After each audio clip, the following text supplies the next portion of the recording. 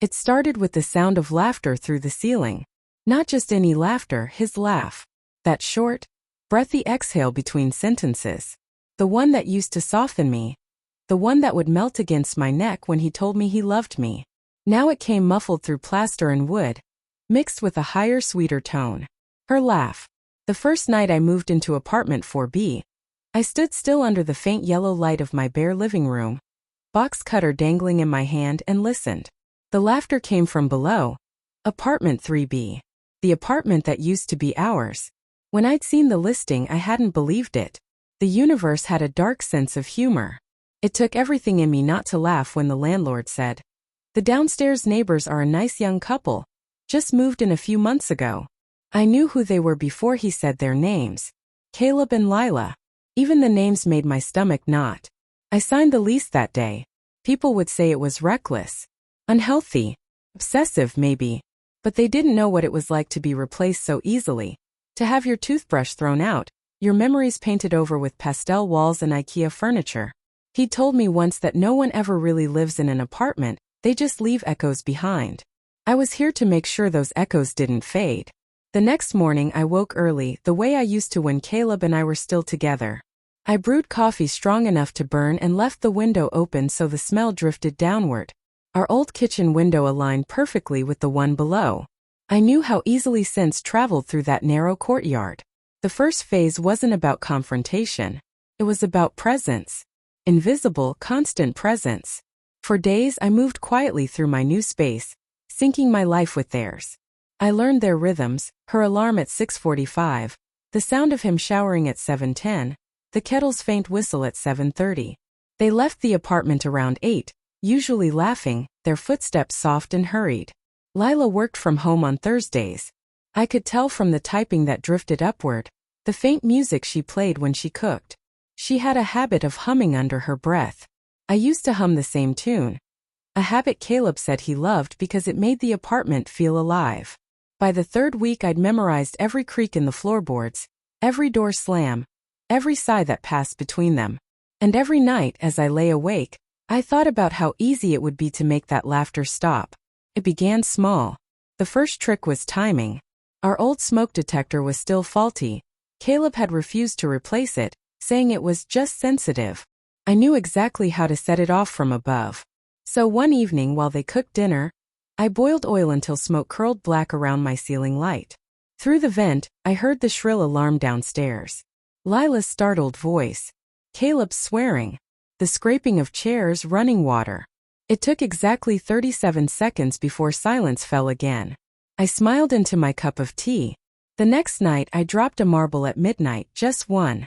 It rolled slowly across the floor, the sound hollow and distant. Then another at 12:03. Another at 12:06. Each one spaced perfectly apart.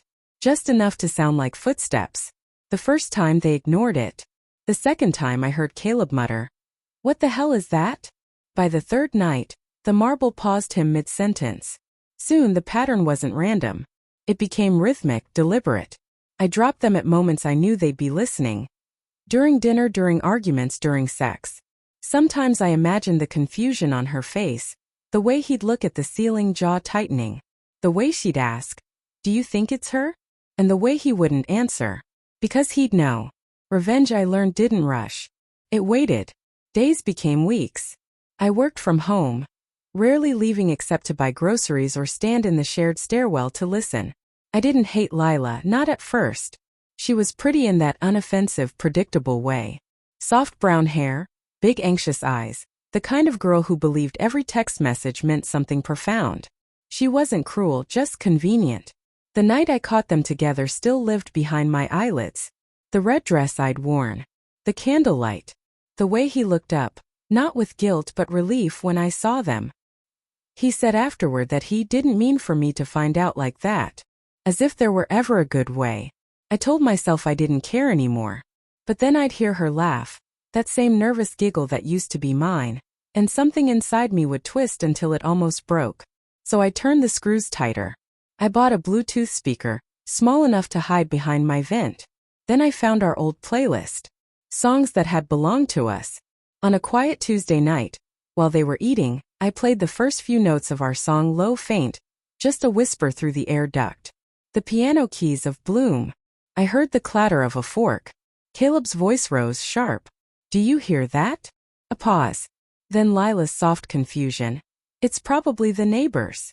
Neighbors. I turned the volume up by a fraction. When the song faded, I played the next track, the one we danced to on his birthday.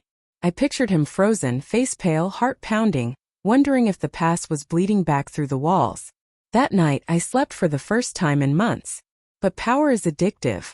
Once you taste control again, it consumes you. I started keeping a notebook. Every reaction I overheard, every shift in their routine I wrote down. When Lila began locking the windows, I noted it. When Caleb stopped playing music, I noted that too. Soon he started shouting more often. Not at her, at himself. At the ceiling. I learned to time my footsteps with his anger. When his voice rose, I paced above him, slow and steady, letting him know I was listening. He started staying up later, pacing, muttering. The laughter vanished. The silence grew heavy, electric. And through it all, Lila's voice trembled. Pleading, soft, exhausted. Caleb, maybe you should talk to someone. I don't need a damn therapist. It's just noise. Then why can't you sleep?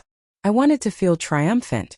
But somewhere beneath the satisfaction was something heavier, guilt's faint echo.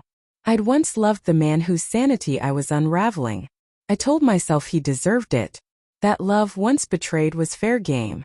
Still, when I saw them in the hallway one morning, pale, sleepless, holding hands but not looking at each other, something twisted inside me. Lila smiled faintly. Hi, you're the new neighbor, right? Her voice was soft, hesitant, like she didn't trust the world anymore. I forced a smile. Yeah, just moved in. Caleb looked up then, eyes bloodshot. For a heartbeat, recognition flickered, the tiniest spark. Then he looked away. That night I couldn't sleep.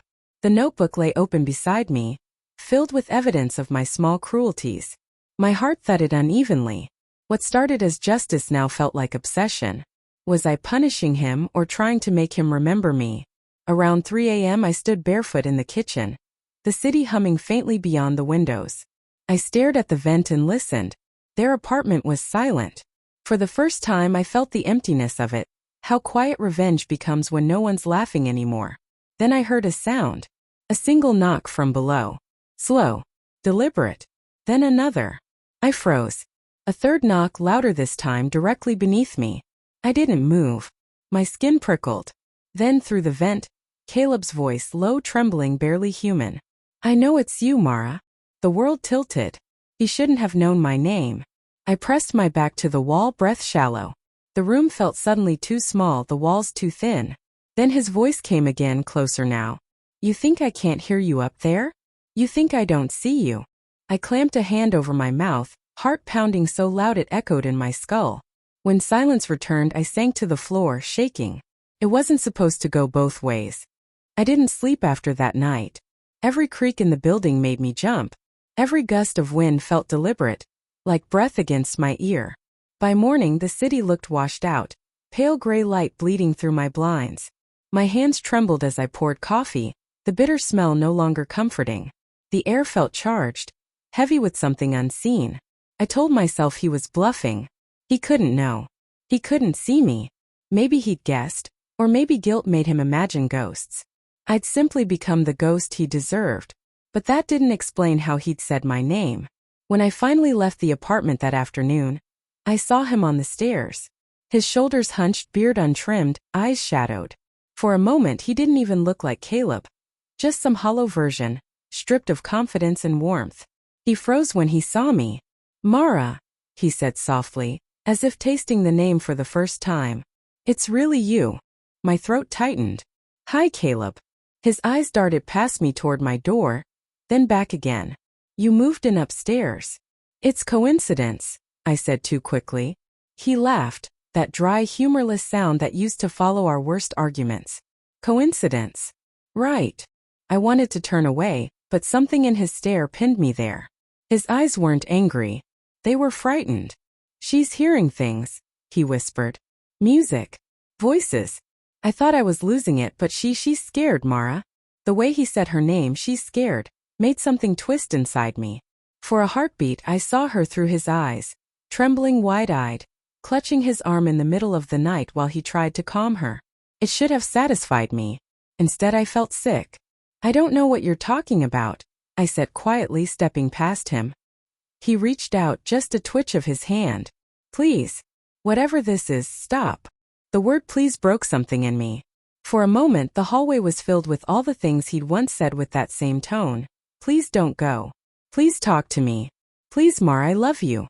But those words had meant nothing when I'd found him with her. I didn't answer. I walked past him, locked my door, and slid down against it, heart hammering. For the first time since I'd moved in, I felt like I was the one being watched. That night, the air in the building changed. There was no laughter anymore, no sound from below. The silence had weight. Even the pipes seemed to hold their breath. I tried to read, to distract myself, but the stillness pressed in until my skin crawled. Around midnight, I turned off the lights and sat in the dark, waiting. At 12:17 it came, a faint scraping like furniture dragging. Then a muffled thud. A sound like sobbing. My pulse quickened. I leaned closer to the floor. Another thud, sharper this time. Then silence. "Lila," I whispered before I could stop myself. No answer. I should have called someone. I should have done anything but what I did. Creeping down the stairwell in bare feet, the air cold against my neck. The door to 3B was cracked open. A dim light spilled into the hall. "Caleb," called softly. No reply. The apartment smelled faintly of burnt plastic and wine. I stepped inside, my heart hammering so hard it hurt. The place was chaos. Dishes broken, picture frames shattered. The air heavy with something metallic. And then I saw her. Lila sat on the floor beside the couch, knees drawn to her chest, eyes wide and vacant. "Mara," she whispered. "You're real." Her voice was small, frayed at the edges. I froze. "What do you mean?" "He said you were gone," she murmured. "He said you left. But I hear you every night." I told him. He didn't believe me. There was something off in her eyes, a glaze that looked more like terror than madness. "Where's Caleb?" I asked. She lifted a trembling hand and pointed toward the kitchen. I followed the gesture. The world tilted. Caleb sat slumped against the counter, his face pale, his body still. The bottle beside him lay on its side, a small pool spreading across the tile. The pills scattered beside it glimmered like salt. For a long moment I couldn't move.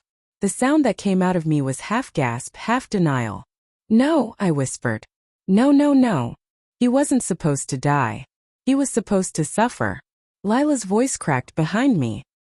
"He said the walls were talking to him. That you wanted him to hear." I turned toward her slowly. She looked so fragile sitting there. Hair tangled, tears cutting pale lines down her cheeks. "I didn't." My throat closed. "I didn't mean." But the words dissolved before they left my mouth. She stood, swaying slightly, and for the first time I saw something sharp behind her softness, something dark. "You took him from me," she said quietly. "You never stopped." Her gaze flicked toward the vent above the couch, the same one I'd used to play our songs. "You think I didn't know?" she whispered. "I heard you. I heard everything." Her lips trembled but her eyes stayed cold. "You wanted to haunt him. But you haunted me." And suddenly I realized what she was holding, Caleb's phone. She lifted it slowly, showing me the screen. The recording app was open. The waveform pulsed softly. "I have every sound you made," she said. "Every song, every whisper." My stomach dropped.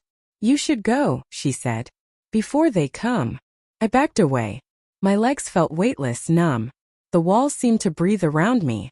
By the time I reached my apartment, sirens were wailing in the distance. The police called it an overdose. Lila told them Caleb had been struggling for weeks, hearing noises, losing sleep. She said she begged him to get help. They never questioned me. I was the quiet neighbor upstairs, the woman who kept to herself. But the guilt didn't fade. It multiplied, a shadow that followed me room to room. I couldn't eat, couldn't sleep. Every sound in the building made me flinch. Until one night weeks later I heard it. A soft, steady tapping from below. I froze, staring at the floor. The rhythm was familiar, deliberate. Tap. Pause. Tap. I pressed my ear to the boards. Then faintly, almost too faint to believe, A voice drifted up through the vent. Mara. I scrambled backward, heart racing. No. No, you're gone. The tapping continued. Louder now. Tap, tap, tap. I ran to the door, but the handle wouldn't turn. It was cold, wet with sweat or something worse. Then the lights flickered. On the counter my phone buzzed. A new message from an unknown number. It was a voice note. 10 seconds long. I pressed play. And there it was. His laugh. That short, breathy exhale between sentences. The one that used to melt against my neck when he told me he loved me. The one I'd thought I'd silenced forever.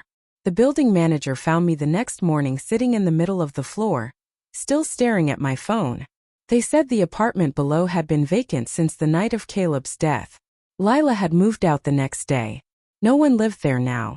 But every night since I still hear it, faint through the floorboards. The sound of laughter. His laugh. And hers. Perfectly timed.